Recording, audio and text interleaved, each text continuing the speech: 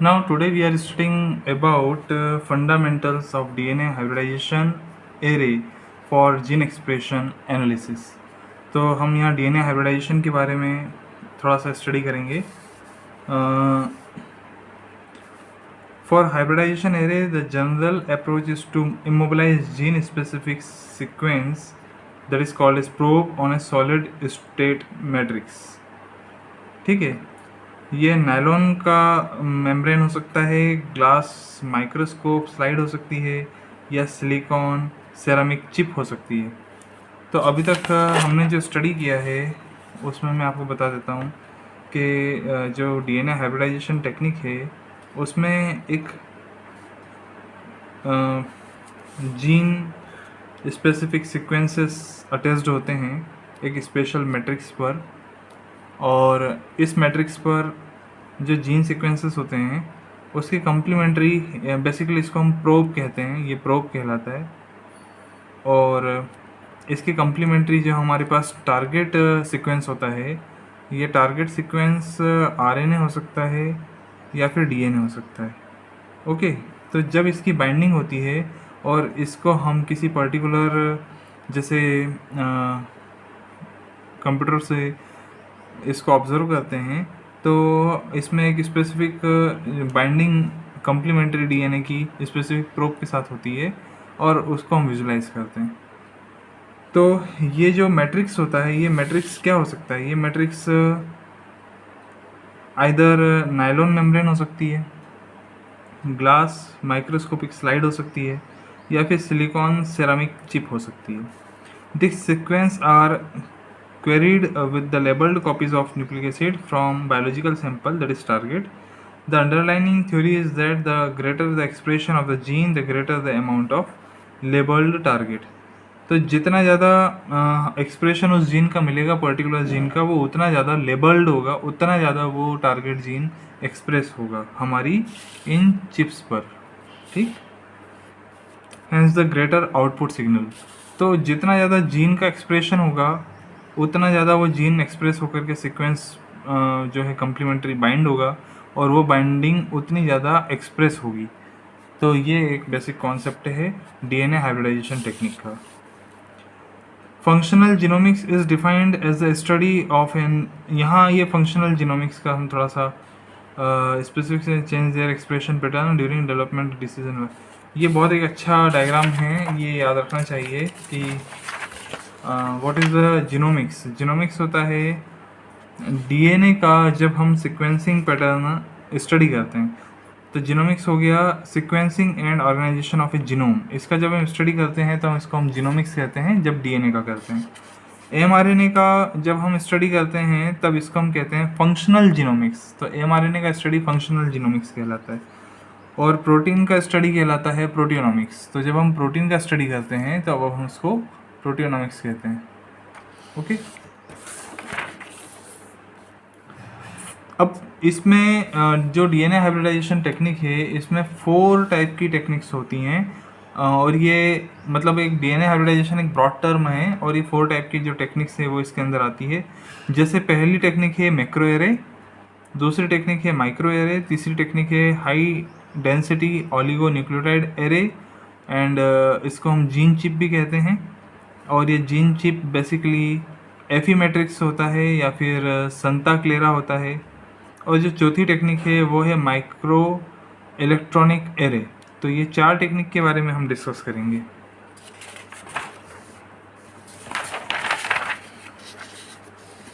तो इसका डिस्कशन हम लेटर ऑन इसका डिस्कशन करेंगे. जो कन्वेंशनल अदर टेक्निक्स थी उन टेक्निक्स में क्या ड्रॉबैक्स थे जिसके कारण हम डीएनए हाइब्रिडाइजेशन को यूज़ कर रहे हैं. तो इसमें सबसे पहले तो ये कि gene specific probe is then labelled and hybridized to an immobilize RNA, but larger amount of RNA are frequently required. तो इस जो ओल्डर टेक्निक्स वगैरह हैं जैसे कि नॉर्दर्न ब्लॉटिंग है, साउदर्न ब्लॉटिंग है. तो नॉर्दर्न ब्लॉटिंग में क्या होता था कि आरएनए ज़्यादा क्वांटिटी में चाहिए तभी ये हाइब्रिडाइजेशन हो पाता था. तो इसलिए नॉर्दर्न ब्लॉटिंग से भी बेटर टेक्निक है डीएनए हाइब्रिडाइजेशन, क्योंकि इसमें स्मॉलर क्वांटिटी ऑफ आरएनए से काम हो जाता है। चलिए, तो ये तो पहला ड्रॉबैक हो गया पुरानी टेक्निक्स का। Only one gene is analyzed at a time, and the approach require the production of an individual and specific probe for each gene of interest. तो इसमें क्या कर सकते थे, जो पुरानी टेक्निक्स थी उसमें केवल वन जीन ही एनालाइज कर सकते थे, और उसके लिए वो टाइम कंज्यूमिंग भी था, और जो प्रोडक्शन एक इंडिविजुअल स्पेसिफिक प्रोब का हमें करना होता था वो भी टाइम कंज्यूमिंग था पुरानी टेक्निक्स में, जबकि ये ड्रॉबैक नई टेक्निक में हाइब्रिडाइजेशन में नहीं है। Dot blot are an attempt to increase the throughput of northern blot by eliminating the need of electrophoretic resolution, but they suffer from same problems of single gene analysis. तो अगर हम dot blot भी करें तो dot blot में हम electrophoresis से बच जाते हैं। एक्चुअल में नॉर्दर्न ब्लॉट में इलेक्ट्रोफोरेसिस करना पड़ता है, तो ये इलेक्ट्रोफोरेसिस एक टाइम कंज्यूमिंग टेक्निक है, जबकि डीएनए हाइब्रिडाइजेशन में इलेक्ट्रोफोरेसिस नहीं करना पड़ता। तो फिर भी इलेक्ट्रोफोरेसिस नहीं होता है इसमें, ये गुड टेक्निक है, लेकिन फिर भी एक सिंगल जीन का ही एनालिसिस होता है नॉर्दर्न ब्लॉट में, तो ये उन बाकी टेक्निक्स से बेटर है। Quantitative real time PCR was subsequently developed in the hope that it would increase the throughput and reduce the sample size needed to the measure gene expression. तो इस जब ये प्रॉब्लम गई कि भाई इलेक्ट्रोफोरेसिस करना पड़ रहा है, टाइम कंज्यूमिंग है, सिंगल जीन एक्सप्रेशन को हमें चेक करने के लिए इतना टाइम देना पड़ रहा है, तो क्या हुआ कि उससे बचने के लिए रियल टाइम पीसीआर आ गया। अब रियल टाइम पीसीआर में प्रॉब्लम क्या आती है, quantitative real time PCR certainly more sensitive and therefore require less RNA than blotting method, but this procedure presents a unique problem in the form of designing appropriate amplification standards and characterizing reaction kinetic for each gene of interest.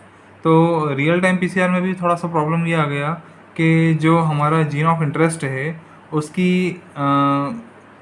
Reaction kinetics को हमें characterise करना पड़ता है, उसकी reaction kinetics को हमें standardise करना पड़ता है, जो एम्प्लीफिकेशन की प्रोसीजर है उसको स्टैंडर्डाइज करना पड़ता है, और जो जीन ऑफ इंटरेस्ट है पर्टिकुलर एक जीन, उसी पर ये इसमें काम हो पाता है।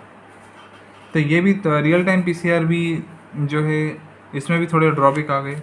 अब हाइब्रिडाइजेशन टेक्नोलॉजी इसलिए आई है, the hybridization array techniques on the other hand offers bypass many of the limitation of this techniques by simultaneously creating labeled copies of multiple sample RNA, and they hybridize then to many different gene specific fixed DNA molecule. तो hybridisation की techniques में क्या होता है कि जो एक single matrix है इस पर एक मल्टीपल जीन के प्रोब्स होते हैं, तो एक सिंगल टाइम में मल्टीपल प्रोब्स होने के कारण जो भी हमारा टारगेट सैंपल है, आइदर वो आरएनए हो या डीएनए हो, वो पर्टिकुलर बाइंडिंग हाइब्रिडाइज होकर के हमें computer with the help of computer हमें उसका पैटर्न पता चल जाता है और उसकी डायग्नोसिस हम इजीली इंटरप्रिटेशन कर पाते हैं। तो ये बहुत एक इजी टेक्निक हो गई है। तो इसमें आपको ये याद रखना है कि जहाँ हमने टारगेट वर्ड यूज़ किया वहाँ पर हमारा सैंपल डीएनए या आरएनए रहेगा, और जहाँ हम प्रोब यूज़ किया वो एक स्मॉल न्यूक्लियोटाइड सीक्वेंस हो गया जो ऑलरेडी उस मैट्रिक्स के ऊपर बाइंड है। Most hybridization array are not designed to differentiate between alternative spliced transcripts of same gene, and in some cases between highly homologous membrane of gene family. Finally a change in mRNA does not necessarily correlate with a change in the protein. तो ये एक इसमें disadvantage है, या हम कहें कि जो डीएनए हाइब्रिडाइजेशन टेक्निक है उसका डिसएडवांटेज ये है कि इसमें ये होता है कि most hybridization array are not design to differentiate between alternatively spliced transcripts of same gene, and in some cases between highly homologous members of gene family. जब जो जीन फैमिली के हाईली होमोलॉगस पैटर्न्स होते हैं, nucleotide patterns होते हैं, उनका actual में जैसे आरएनए है सपोज कीजिए, तो इनका भी जो एक्सप्रेशन होता है वो डिफरेंट टाइप के प्रोटीन्स बना देता है। तो डिफरेंट टाइप के प्रोटीन्स बनाने पर क्या होता है, जैसे डिफरेंट टाइप के प्रोटीन्स बना दिए दो आरएनए ने, तो इन दोनों में होमोलॉगी है, पर उसके बाद भी आरएनए जो होमोलॉगी होने के बाद भी ये डिफरेंट टाइप के प्रोटीन्स जनरेट करते हैं। तो ये हाइब्रिडाइजेशन टेक्निक इन दोनों में डिफ्रेंशिएट नहीं कर पाती है। तो the same homologous RNA can not be differentiated their gene expression in their gene expression because ये जो होते हैं डिफरेंट टाइप के प्रोटीन्स भी बना लेते हैं। तो ऐसे में इनको हम डिफ्रेंशिएट नहीं कर पाते हैं। ये इसका सबसे बड़ा ड्रॉबैक है। Finally, a change in the mRNA does not necessarily correlate with the change of the protein, and the translated protein often requires further modification to realize its full activity. The latter two points are common and legitimate criticism of this technology. और secondary क्या होता है कि जो proteins बने हैं, ये protein की भी फोल्डिंग हो जाती है, तो वो फोल्डिंग भी डिपेंड करती है कि वो किस टाइप की फोल्डिंग बनेगी। तो इसलिए फाइनली हम जो प्रोटीन बन रहा होता है उसका जो एक्सप्रेशन होता है, जीन का एक्सप्रेशन होता है, उसको हम मॉनिटर नहीं कर पाते यहाँ पे। तो ये इसका ड्रॉबैक है। अब सबसे पहले हम आते हैं एरे टाइप्स पे। मैंने अभी 4 एरे टाइप्स आपको बताए जो हाइब्रिडाइजेशन टेक्निक 4 टाइप की। पहला मैक्रो एरे होता है, एक माइक्रो एरे होता है, थर्ड है high density oligo nucleotide array, इसको हम जीन चिप भी कहते हैं, और चौथा होता है माइक्रो इलेक्ट्रॉनिक एरे। ये 4 टेक्निक्स याद रखना है। तो ब्रॉड टर्म में डीएनए और इसके टाइप्स ये 4 हैं। डीएनए हाइब्रिडाइजेशन के 4 टाइप्स हैं। Term DNA hybridization array to describe the technology as whole, while the term micro array will describe a specific subset of hybridization। तो ये मैंने अभी आपको बता दिया कि डीएनए हाइब्रिडाइजेशन एक ब्रॉड टर्म है और उसमें 4 जो macro array, high density oligonucleotide array और माइक्रो इलेक्ट्रॉनिक एरे, ये जो है इसकी टाइप्स हैं। तो सबसे पहले हम पढ़ते हैं मैक्रो एरे क्या होता है। देखो इसमें बहुत अच्छा एक डायग्राम बनाया हुआ है मैक्रो एरे क्या होता है। सबसे पहले तो एक कॉमन हम इसमें पढ़ते हैं कि कॉमन टेक्निक क्या है, हाइब्रिडाइजेशन क्या होता है। हाइब्रिडाइजेशन में क्या करते हैं कि कोई सैंपल है जिससे हमने आरएनए आइसोलेट किया। ओके, आरएनए आइसोलेट करने पर इसको ये जो आरएनए आइसोलेट से हैं ऐसे न्यूक्लियोटाइड्स बने हैं। इन न्यूक्लियोटाइड्स को हमने एक मैट्रिक्स के ऊपर एज ए प्रोब बाइंड कर दिया। अब ये बाइंडेड प्रोब हैं, डिफरेंट टाइप के आरएनए हैं, ये आरएनए अलग है, ये आरएनए अलग है, तो डिफरेंट टाइप के आरएनएज हैं। और इसको ये पूरी चिप को हम परचेस कर सकते हैं। अब हमारा जो टारगेट आरएनए है या डीएनए है वो उसको हम लेबल्ड कर देते हैं, चाहे वो फ्लोरोसेंस से लेबल्ड हो, चाहे वो रेडियो आइसोटोप से लेबल्ड हो, है ना। तो इससे ऐसे लेबलिंग कर देते हैं। अगर ये आरएनए या डीएनए इसके कम्प्लीमेंट्री होगा तो ये आपस में आप बाइंड होके हाइब्रिडाइज हो जाएंगे। और जब ये हाइब्रिडाइज होंगे तो जो रेडियो एक्टिव आइसोटोप्स हैं या फिर जो फ्लोरोसेंस है वो मॉनिटर किया जा सकता है with the help of computer. तो अब हम मैक्रो एरे की बात करें। मैक्रो एरे में और माइक्रो एरे में क्या डिफरेंस है, इन चारों टेक्निक्स में क्या डिफरेंस है, इसका एक बहुत अच्छा फिगर इसमें देखने को मिल रहा है। देखो मैक्रो एरे में क्या होता है, 2 चीज़ों का डिफरेंस है। पहला ये है कि इसमें जो मैट्रिक्स यूज़ किया जाता है वो एक लार्ज मैट्रिक्स है, बड़ा मैट्रिक्स है, ठीक है। इस मैट्रिक्स का नाम है, ये मैं आपको भी उधर बताता हूँ। तो ये एक बड़े मैट्रिक्स को यूज़ किया जाता है। इसमें सिर्फ 200 से 5000 जो जीन हैं, आरएनए के सीक्वेंस प्रोब हैं, वही इस पर अटैच्ड रहते हैं। तो इस पर नंबर ऑफ जीन्स कम है। इसमें माइक्रो एरे की बात करें तो माइक्रो एरे में एक चिप यूज़ होती है जिसका मैट्रिक्स जो है वो बेसिकली एक माइक्रोस्कोपिक ग्लास स्लाइड है। और ये जो है इसका डायमेंशन है 2.5 सेंटीमीटर टू 7.5 सेंटीमीटर, और इस पे लगभग 10,000 तक या उससे कम जीन्स एज ए प्रोब इस पे अटैच्ड रहते हैं। तो ये दोनों में डिफरेंस है। इसके बाद तीसरा डिफरेंस क्या है, तीसरा डिफरेंस ये है कि इसका जो इस पे जो प्रोब होता है उसमें रेडियो आइसोटोप्स लगे होते हैं, रेडियो एक्टिवली लेबल्ड टारगेट होता है ये, जबकि माइक्रोचिप में फ्लोरोसेंस होता है, ठीक है। अब इसके बाद इसमें क्या है मैक्रो एरे में कि इसका जो डिटेक्शन होता है रेडियो एक्टिव आइसोटोप्स का वो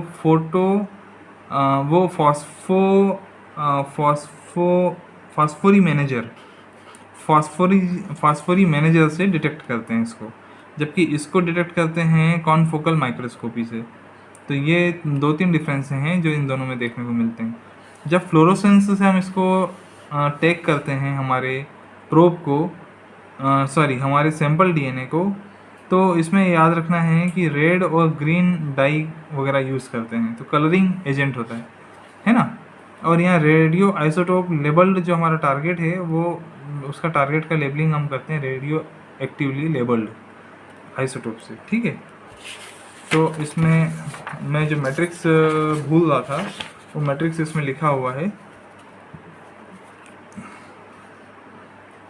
immobilised on a membrane based matrix. हाँ, इसमें हम membrane based matrix, macro array में हम मेम्ब्रेन बेस्ड टेक्निक पर प्रोब को इमोबिलाइज कर देते हैं। इसके बाद इस पे जो भी ऑलिगोन्यूक्लियोटाइड हमारे इसमें अटैच्ड रहते हैं, उनको स्पॉट कर दिया जाता है as a probe.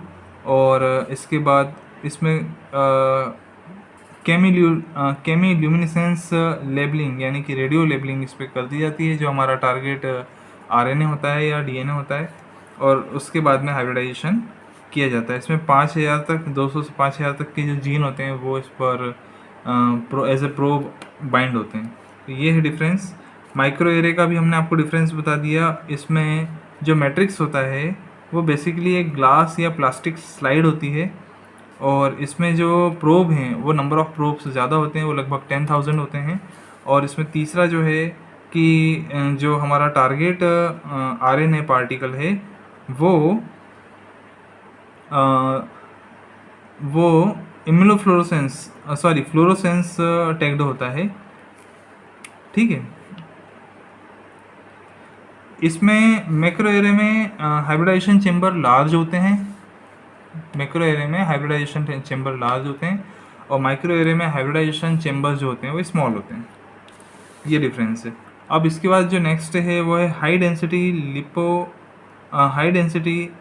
Oligonucleotide array. तो हाई डेंसिटी ऑलिगोन्यूक्लियोटाइड एरे में क्या होता है कि इसमें जो प्रोब होता है वो बेसिकली अटैच्ड होता है in situ surface of matrix, और in situ generated in situ on the surface of matrix. तो ये जो मैट्रिक्स होता है इसको एफी मैट्रिक्स कहते हैं।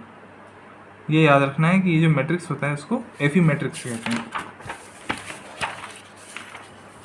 ये हाई डेंसिटी ऑलिगोन्यूक्लियोटाइड, इससे नाम से समझ में आ रहा है कि इस चिप के ऊपर जो है इसको जीन चिप कहते हैं, इसको एफी मैट्रिक्स कहते हैं। तो इसके ऊपर बहुत सारे अलग अलग प्रोब्स बाइंड होते हैं। तो ये लगभग 40,000 जीन्स के प्रोब्स होते हैं, जीन्स होते हैं इसके ऊपर, ये याद रखना है।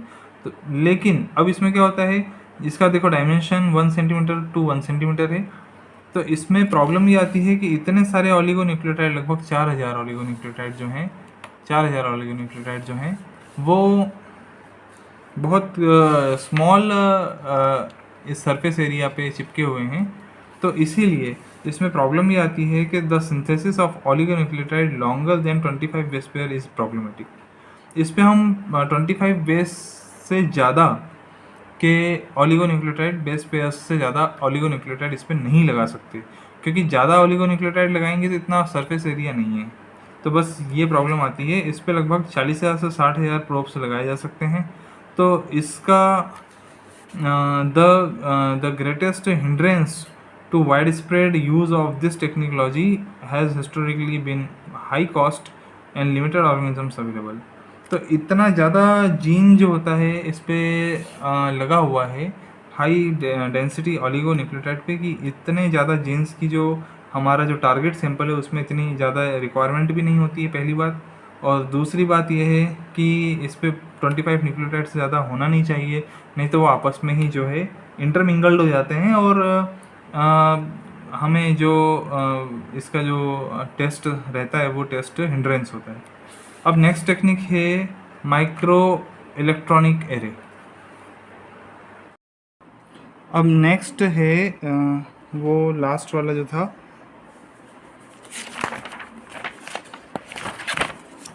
जो 4th नंबर का है, वो है माइक्रो इलेक्ट्रॉनिक एरे। तो micro electronic array basically micro electronic chip होती है, one of the newer format of the hybridization array. They are the result of the combination of advance in the molecular biology and semiconductor micro fabrication technique.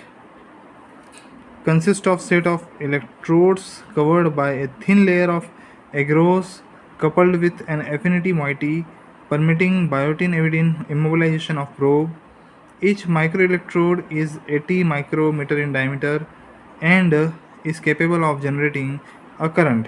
तो micro electronic array में क्या होता है कि एक chip होती है और इस चिप पर एग्रोस जेल होता है। एग्रोस जेल में यहाँ पर कुछ इलेक्ट्रोड्स लगे होते हैं और इलेक्ट्रोड्स के प्रेजेंस में जो बायोटिन एविडिन इमोबिलाइजेशन प्रोब होता है। तो बेसिकली इसके अंदर जो प्रोब है वो इलेक्ट्रोड के प्रेजेंस में कांस्टेंट हो जाते हैं और फिक्स हो जाते हैं। तो अगर मतलब ये इसका बेनिफिट ये है कि अगर इलेक्ट्रोड से मूवमेंट कराया जाए तो हमें जो पर्टिकुलर प्रोब जिस मूवमेंट पे चाहिए उस मूवमेंट पे हमें माइक्रो इलेक्ट्रॉनिक एरे में मिलेगा। ये इसका एडवांटेज है।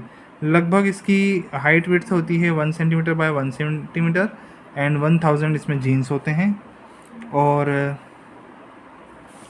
इसमें ये यहाँ समझ में आ रहा है कि सेमीकंडक्टर माइक्रो फैब्रिकेटेड टेक्निक इसमें यूज़ होती है।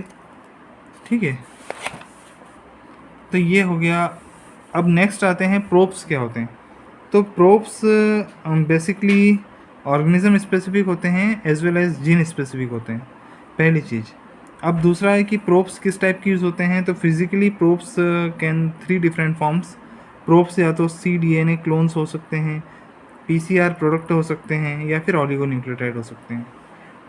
अब मैक्रो एरे, माइक्रो एरे और जो माइक्रो इलेक्ट्रॉनिक एरे है इसमें तो हम ये वाले जो हमारे PCR प्रोडक्ट्स हैं, cDNA हैं, है ना, इनको यूज़ करते हैं। लेकिन जो हाई डेंसिटी ऑलिगोन्यूक्लियोटाइड एरे है इसमें हम केवल ऑलिगोन्यूक्लियोटाइड प्रोब यूज़ करते हैं। तो ये डिफरेंस है। अब अगर हम PCR प्रोडक्ट्स की बात करें तो PCR प्रोडक्ट की जो एरे होते हैं या जो प्रोब्स होते हैं वो प्रोब्स की जो हाई लेंथ होती है वो 200 to 500 बेस पेयर की लेंथ होती है। अगर ऑलिगोन्यूक्लियोटाइड प्रोब्स की बात करें तो इसमें लगभग 20 बेस पेयर के प्रोब्स होते हैं। ये हमें इसमें याद रखना है। नाउ अब आते हैं टारगेट लेबलिंग पे। तो जो टारगेट लेबलिंग है तो ये वो है जो हमारा सैंपल होता है। सैंपल क्या है हमारा? आरएनए भी हो सकता है, डीएनए भी हो सकता है। यदि आरएनए है तो उसको हमको cDNA बनाना पड़ेगा। अब इसमें जो सैंपल लेबलिंग है, ये टारगेट लेबलिंग है, इसको करने के लिए सबसे पहले हमें रिवर्स ट्रांसक्रिप्शन एंजाइम की, जो कि रेट्रोवायरल का एंजाइम होता है, रिवर्स ट्रांसक्रिप्टेज, इसकी ज़रूरत होगी ताकि हम cDNA बना सकें। इसके बाद reverse transcription require primer for initiation. तो स्टार्टिंग करने के लिए एक प्राइमर चाहिए इनिशिएशन करने के लिए, which can be oligo DT। तो ऑलिगो DT के नाम से आएगा ये प्राइमर। और ये primer to target 3 ends of messenger RNA। तो RNA के 3 एंड्स को कवर करेगा ये। इसके अलावा रैंडम हेक्सामर्स चाहिए to indiscriminately copy all RNA। पर ये थोड़ा सा ये है कि हम डिस्क्रिमिनेशन चाहते हैं कि हमें स्पेसिफिक RNA ही हमारा कॉपी हो। तो यहाँ हम जो रैंडम हेक्सामर्स यूज़ कर रहे हैं तो उसकी जगह हम क्या करेंगे, जीन स्पेसिफिक प्राइमर का यूज़ करेंगे। तो जीन स्पेसिफिक प्राइमर का हम यहाँ पर यूज़ करेंगे। तो इससे क्या होगा, gene specific primer reduce noise by copying only gene for which there are probes on the hybridization array. Their use also require the production of hundreds और थाउजेंड्स ऑफ प्राइमर। तो इसमें हम केवल उसी प्राइमर का यूज़ करेंगे जो gene specific होगा। इससे ये जो एक्स्ट्रा नॉइस है वो कम हो जाएगी। ठीक है, इसके अलावा अदर लेबलिंग टेक्निक्स, जैसे इसमें हम एम्पलीफाइड एंटीसेंस RNA यूज़ कर सकते हैं। इसके बाद टायरामाइड सिग्नल एम्पलीफिकेशन TSE यूज़ कर सकते हैं। स्टैंडर्ड डिस्प्लेसमेंट एम्पलीफिकेशन ये यूज़ कर सकते हैं। और इसके अलावा हम पीसीआर का जो प्रोडक्ट होता है वो भी इसमें ले सकते हैं। तो ये हमारा रहेगा टारगेट। अब इसमें ये जो लेबलिंग है ना, ये इस लेबलिंग में हम जो रेडियो एक्टिव आइसोटोप्स है या फिर हमारा जो फ्लोरोसेंस मटेरियल है उसको हम यूज़ करते हैं। ठीक है, इसके बाद में आते हैं हाइब्रिडाइजेशन, ये सेकंड टेक्निक है। अब हाइब्रिडाइजेशन में क्या होता है कि हाइब्रिडाइजेशन सॉल्यूशन जो है अच्छे से मिक्स हो जाना चाहिए। ये आप mixed in the distribute the probe, क्योंकि अगर हाइब्रिडाइजेशन सॉल्यूशन प्रोब के ऊपर इवनली डिस्ट्रीब्यूट नहीं होगा तो सारे प्रोब जो हैं उसका हाइब्रिडाइजेशन नहीं होगा, ये याद रखना है। और इसके साथ हमें वॉशिंग सॉल्यूशन भी जो है पूरे सरफेस एरिया पे डालना है ताकि जो अनहाइब्रिडाइज मटेरियल है वो वॉश आउट हो जाए, जो नॉन हाइब्रिडाइज मटेरियल है वो वॉश आउट हो जाए। तो वॉशिंग सॉल्यूशन भी हमें इक्वली पूरे बैकग्राउंड पे डालना है। अब जो हाइब्रिडाइजेशन के लिए हमारे पास स्लाइड्स होती हैं, वो या तो जो मैट्रिक्स होता है वो ट्रेडिशनल नायलॉन मेम्ब्रेन मेथड से कर सकते हैं, या फिर ग्लास माइक्रोस्कोपिक स्लाइड से इन द फ्लो सेल्स, और या फिर इलेक्ट्रिक फील्ड इन्हांस्ड मेथड से कर सकते हैं। मैक्रो एरे में हम ट्रेडिशनल मेम्ब्रेन यूज़ करते हैं जो कि नायलॉन की मेम्ब्रेन होती है। माइक्रो एरे और हाई डेंसिटी ऑलिगोन्यूक्लियोटाइड एरे में हम फ्लो सेल का यूज़ करते हैं, है ना। ये मैट्रिक्स का, इस फ्लो सेल मैट्रिक्स का यूज़ करते हैं किस में, माइक्रो एरे में और हाई डेंसिटी ऑलिगोन्यूक्लियोटाइड में। इसके अलावा माइक्रो इलेक्ट्रॉनिक चिप जो है उसमें हम डायरेक्ट इलेक्ट्रिकल फील्ड का यूज़ करके वो सीधा चिप ही होती है जिसका हम यूज़ करते हैं, उस पर इलेक्ट्रिकल फील्ड होती है और इसमें एग्रोस जेल होता है। ओके,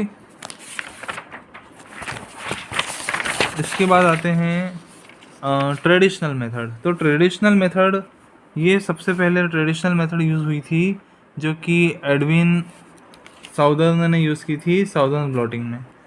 अब इसमें क्या करते हैं, ट्रेडिशनली पहले दो अलग अलग बॉटल लेते हैं।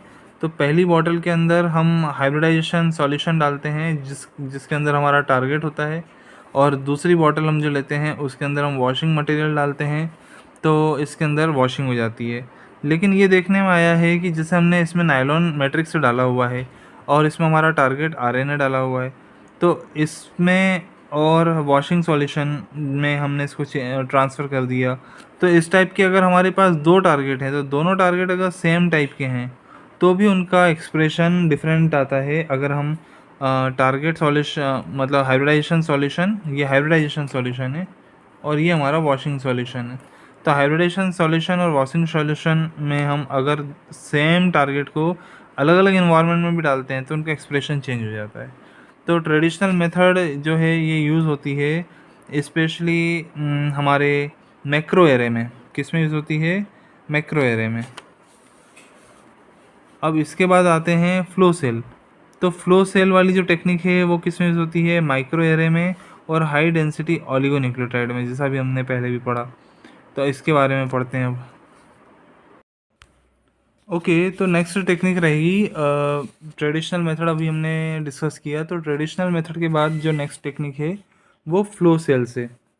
तो फ्लो सेल्स का ये मतलब हुआ कि जो माइक्रो एरे और हाई डेंसिटी ऑलिगोन्यूक्लियोटाइड एरे होता है, इसमें हम क्या यूज़ करते हैं, ग्लास स्लाइड या फिर सिलिकॉन चिप मैट्रिक्स यूज़ करते हैं। तो जो मैट्रिक्स होता है, जो बेस होता है, वो हमारा सिलिकॉन चिप होती है या फिर ग्लास स्लाइड होती है।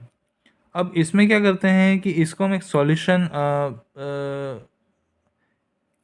that is anchored to the bottom of the sealed chamber through which solution can be directed। तो इसको हम एक बॉटम में कहीं रख देते हैं और सील्ड चैम्बर रहता है वो, और उसमें हम सॉल्यूशन पोर करते हैं। तो ये सॉल्यूशन क्या होता है, ये प्रोब होता है। एक्चुअल में हमको इस पर प्रोब अटैच करना है। Temperature is controlled by metal plate beneath the slide. अब इसके नीचे क्या होगा, एक मेटल प्लेट होगी जिससे इसका हम टेम्परेचर रेगुलेट करेंगे।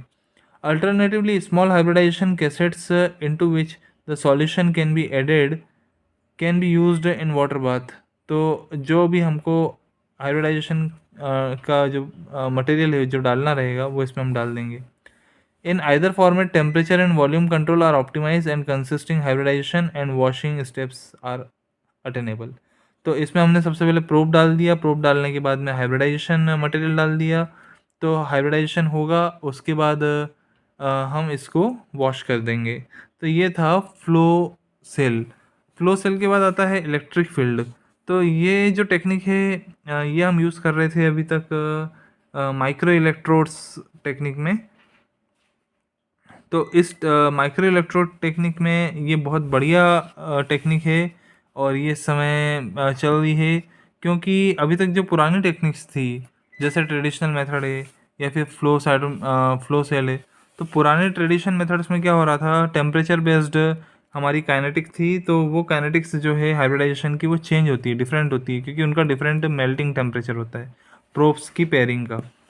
पर यहाँ पर जो हम यूज़ कर रहे हैं इलेक्ट्रिक फील्ड, तो इलेक्ट्रिक फील्ड की यूज़ करने पर क्या होता है कि kinetics of hybridization are dependent on target concentration. पुरानी वाली मेथड में क्या होता था कि टारगेट कंसंट्रेशन कितना है सॉल्यूशन में, और प्रोब्स के साथ उसकी बाइंडिंग का काइनेटिक्स कैसा है, उस पर डिपेंड करता था। इसके अलावा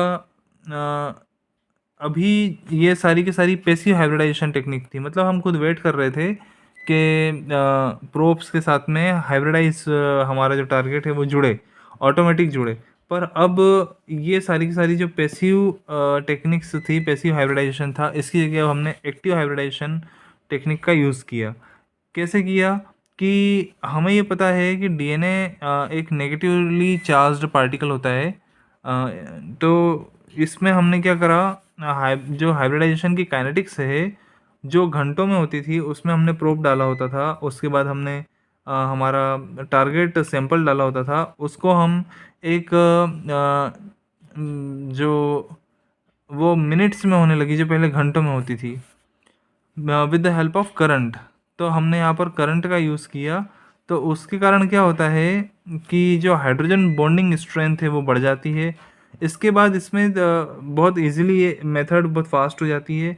इसके बाद क्या होता है कि जो प्रोब अपने हाइब्रिडाइज डीएनए से हाइब्रिडाइजेशन जिनका नहीं हुआ है, उनकी वॉशिंग करने के लिए हम रिपल्सिव फोर्स लगाते हैं।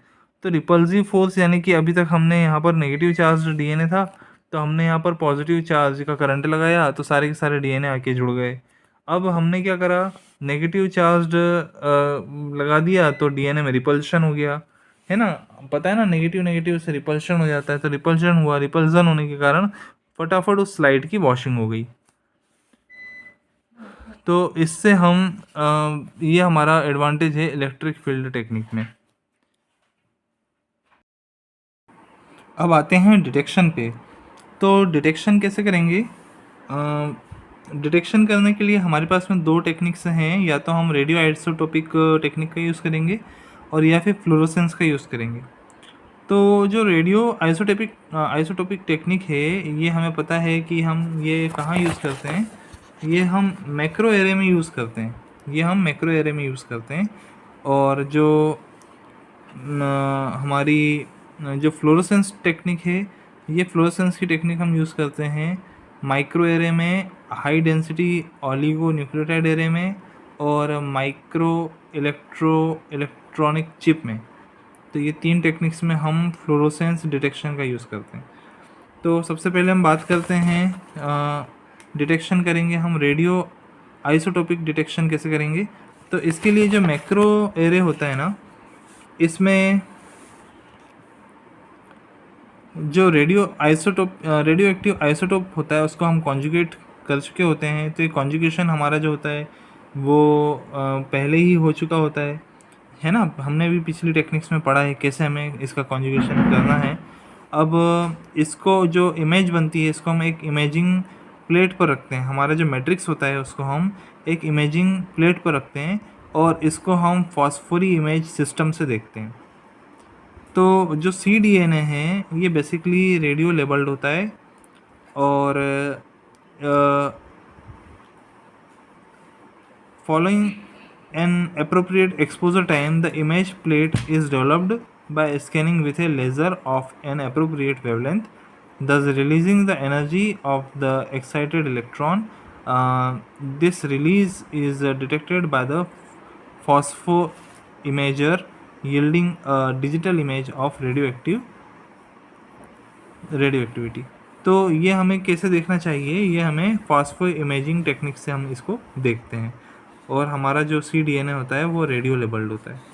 अब यहीं हम आते हैं फ्लोरोसेंस डिटेक्शन पे। तो हमारा यहाँ पर जो CDNA है वो बेसिकली फ्लोरोसेंस से टैग्ड होता है। अब यहाँ फ्लोरोसेंस का एक फिनोमेना है, उसको हम कहते हैं stock shift, STOKE stock shift.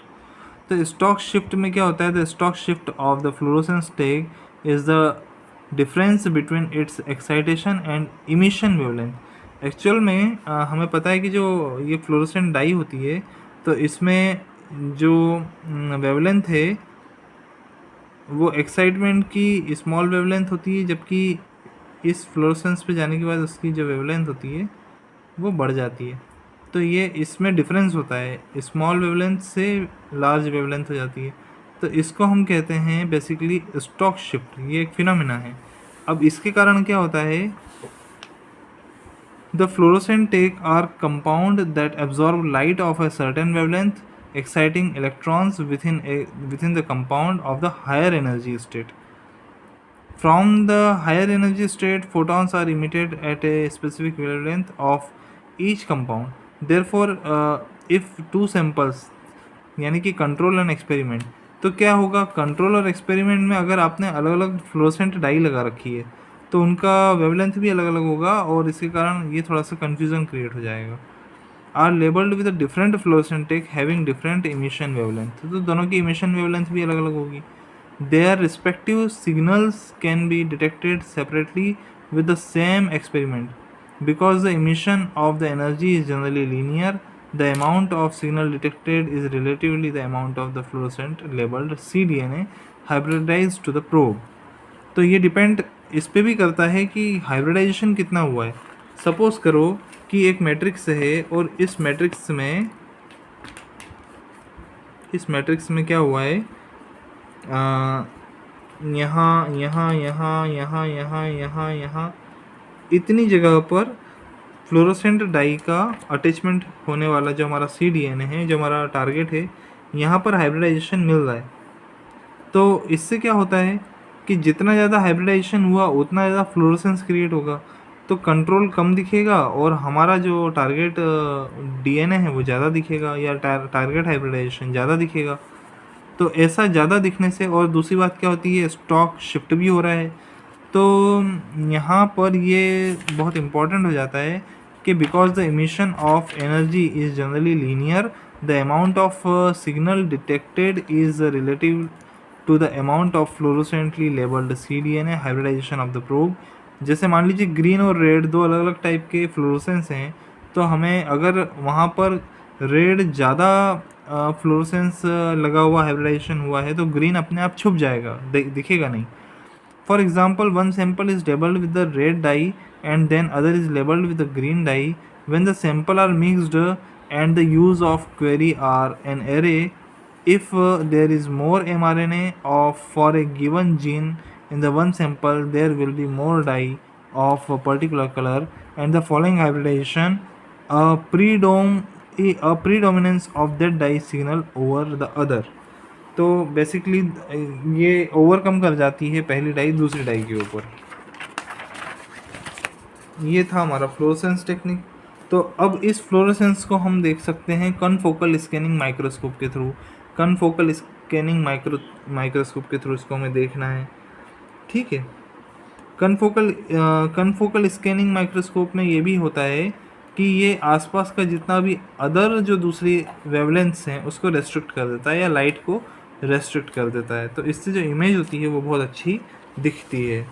अब हम करेंगे डाटा एनालिसिस, क्योंकि अल्टीमेटली हमारा गोल क्या है, हमारा गोल है डाटा एनालिसिस का। तो अब हम डिस्कस करेंगे डाटा एनालिसिस। तो सबसे पहले हम बात करते हैं डाटा एनालिसिस में बेसिक एनालिसिस। तो बेसिक एनालिसिस में बहुत ज़रूरी है कि हमारे पास जो भी मैट्रिक्स है जिस पे हमने वर्क किया हुआ है उसको देखने के लिए हमें, जैसे इधर हाइब्रिडाइजेशन हुआ, यहाँ हाइब्रिडाइजेशन हुआ, यहाँ हाइब्रिडाइजेशन हुआ, तो रेस्ट ऑफ जो प्लेसेस हैं उसका हम बैकग्राउंड सब्सट्रैक्शन करें ताकि इसका हमें कोई भी बैकग्राउंड ना आए। इससे क्या होगा, सिर्फ यही जहाँ हाइब्रिडाइजेशन हुआ है वो पॉइंट्स ही हमें क्लियरली विजुलाइज होंगे और वही उसी का एनालिसिस होगा। तो सबसे बेसिक चीज़ है बैकग्राउंड सब्सट्रैक्शन। अब सब्ट्रैक्शन। अब इसके बाद में कितनी बार ऐसा भी रहता है कि जहाँ पर प्रोब भी वॉश हो गया है, सपोज कीजिए यहाँ प्रोब था, वो प्रोब भी वॉश हो गया, तो यहाँ इतना एरिया ब्लैंक हो गया। तो कितनी बार ऐसा होता है कि जो एक्चुअल ब्लैंक एरिया है और जो प्रोब वाला ब्लैंक एरिया है, उन दोनों में भी डिफरेंस आ जाता है। तो जब हम बैकग्राउंड सब्सट्रैक्शन करते हैं तो हमें ऐसा एरिया भी सब्सट्रैक्ट करना पड़ेगा जहाँ बेसिकली पहले प्रोब था और जहाँ पर कोई हाइब्रिडाइजेशन, जहाँ पर किसी भी टाइप का हाइब्रिडाइजेशन नहीं हुआ, तो ऐसा एरिया भी हमें सब्सट्रैक्ट करना पड़ेगा। सेकेंड प्रॉब्लम कितनी बार ये आती है कि if the signal for this gene is higher on one array than the other, it can be used to normalize the data. तो हमें कितनी बार जो हाउसकीपिंग जीन्स हैं उसको लेकर के भी नॉर्मलाइज करना पड़ता है। सपोज़ कीजिए कि हमने दो ऑर्गेनिजम्स के लिए सैंपल डाला है, एक ए है और एक बी है, तो ए के पास भी वही हाउसकीपिंग जीन है और बी के पास भी वही हाउसकीपिंग जीन है। तो हाउसकीपिंग जीन ऐसे जीन्स होते हैं जो चेंज नहीं होते, जो लगभग कंजर्व्ड होते हैं और नॉर्मली मिलते ही मिलते हैं। तो हाउसकीपिंग जीन्स सपोज कीजिए ए में भी मिल गया, बी में भी मिल गया, तो ऐसे हाउसकीपिंग जीन्स से प्रॉब्लम हो सकती है। तो इसमें लिखा है if the signal for this gene is higher on one array than the other, it can be use to normalize the data. तो ऐसे डाटा को सपोज़ कीजिए, मान लो हाउसकीपिंग जीन का यहाँ पर जो फ्लोरोसेंस आ रहा है वो 4 आ रहा है फॉर एग्ज़ाम्पल, तो हमें इस 4 को माइनस मतलब ख़त्म करना पड़ेगा, इसको हमको 0 करना पड़ेगा बेसिकली। तो ऐसा करने पर ही हम आगे अपना एक्सपेरिमेंट कंटिन्यू कर पाएंगे। Housekeeping genes are problematic for many experiments because housekeeping genes do in fact vary under some experimental condition। तो ये क्या है, एक्सपेरिमेंटल कंडीशन में वेरी करते हैं अलग अलग और एक्सपेरिमेंट को भी वेरी करते हैं। तो अब फाइनली हम इसमें कंक्लूज़न के ऊपर आते हैं। तो हमने आज डीएनए हाइब्रिडाइजेशन पढ़ा। तो डीएनए हाइब्रिडाइजेशन का कंक्लूज़न ये है कि डीएनए हाइब्रिडाइजेशन जीन एक्सप्रेशन, हमें किस टाइप का जीन एक्सप्रेशन है चाहिए उस इंटरेस्ट पे डिपेंड करता है। Anywhere the level of gene expression are of the interest, जिस टाइप का भी जीन एक्सप्रेशन हमें चाहिए उस टाइप का हम डीएनए हाइब्रिडाइजेशन कर सकते हैं। ये बहुत स्पेसिफिक है और इससे हम डिफरेंट टाइप के एनिमल और प्लांट मॉडल का एक्सपेरिमेंट कर सकते हैं। इसके अलावा न्यू जो कैंसर बायोलॉजी है, न्यूरोसाइंस टेक्निक है, या फिर डेवलपमेंटल बायोलॉजी में इसका भी रिसर्च एरिया बहुत वास्ट है। हम बहुत सारे ऑर्गेनिजम्स जैसे कि एरेबिडोप्सिस, थेलियाना या फिर ड्रोसोफिला, मेलेनोगेस्टर, इस टाइप के जो ऑर्गेनिजम्स हैं इनके ऊपर भी एक्सपेरिमेंट कर रहे हैं। तो हमें ये हाइब्रिडाइजेशन टेक्निक जो है बहुत हेल्पफुल होगी। तो आने वाले टाइम में कैंसर बायोलॉजी, न्यूरोसाइंस और डेवलपमेंटल बायोलॉजी वगैरह में इसका बहुत ज़्यादा स्कोप है। तो ये था about DNA hybridization from review article.